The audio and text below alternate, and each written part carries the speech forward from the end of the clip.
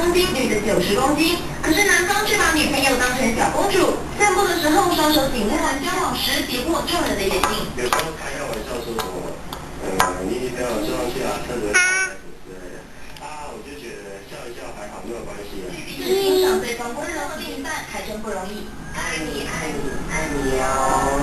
昨天新闻一定要在海南岛登场。不过今年的比赛就像一场篮球大赛，选手似乎要比身高，男模最矮要187公分，女模最高有178公分以上。最近呢，很可能是被全国看儿。无啊，台湾啊，日本那个。健福山世界健口节只要299。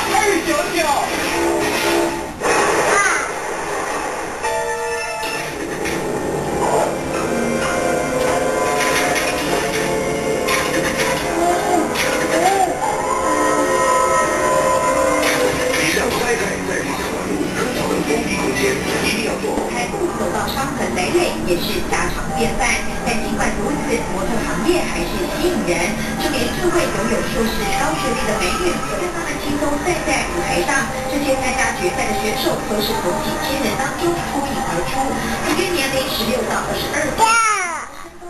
车都混不来劲。首先从一开始，我来关心在北台湾淹水最严重的汐止地区，经过一整天呢，还是忙着整理家园，同时也让担心今天晚上是不是又会有大雨来，再次需要去关心。淑敏。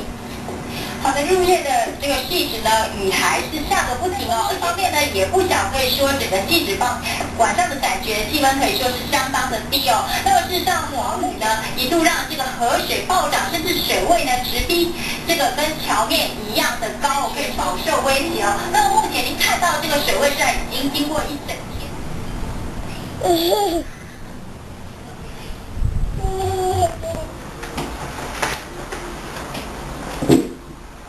下一个，好吵哦！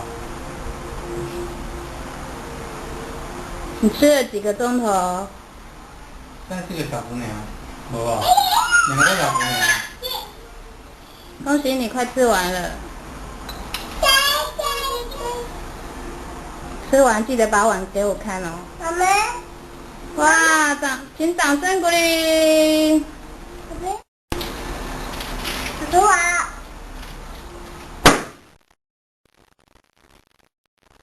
什么声音？他放鞭炮。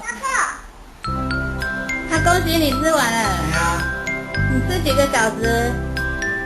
2个小时。好厉害哦。